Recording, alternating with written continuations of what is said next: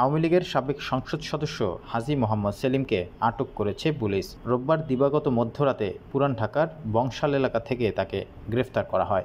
গোয়েন্দা বিভাগের ঢাকা মহানগর পুলিশের যুগ্ম কমিশনার রবিউল ইসলাম ভূঁইয়া একটি জাতীয় দৈনিককে এই তথ্য নিশ্চিত করেন।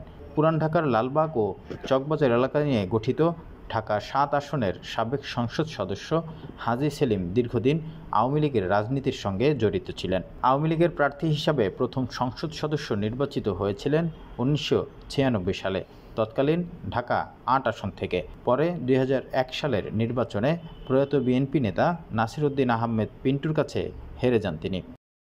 ২০১৪ সালে অনুষ্ঠিত ১০ম জাতীয় সংসদ নির্বাচনে ঢাকা ৭ আসন থেকে স্বতন্ত্র প্রার্থী হিসাবে নির্বাচন করেন হাজী সেলিম। ওই নির্বাচনে আওয়ামী লীগের মনোনীত প্রার্থী মোস্তফা জালাল উদ্দিনকে পরাজিত করে সংসদ সদস্য নির্বাচিত হন তিনি। ২০১৮ সালে একাদশ জাতীয় সংসদ নির্বাচনে আওয়ামী লীগের মনোনয়নে একই আসন থেকে সংসদ সদস্য নির্বাচিত হন হাজী সেলিম। তবে চলতি বছরের জানুয়ারিতে অনুষ্ঠিত দ্বাদশ জাতীয় সংসদ নির্বাচনে হাজী সেলিম প্রার্থী হননি।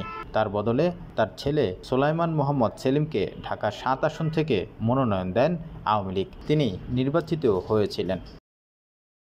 হাজী সেলিম ও তার স্ত্রী গুলশান আরার বিরুদ্ধে জ্ঞাত আয় বহির্ভূত সম্পদ অর্জন এবং সম্পদের তথ্য গোপনের অভিযোগে ২০০৭ সালের ২৪ সেপ্টেম্বর মামলা করেন দুদক। বিচারিক আদালত ২০০৮ সালের ২৭ এপ্রিল ওই মামলায় রায় দেন।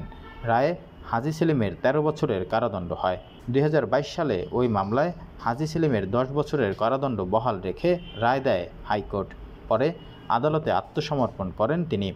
এরপর কিছুদিন কারাভোগের পর ২০২৩ সালের জানুয়ারিতে উচ্চ আদালত তাকে জামিন দেন।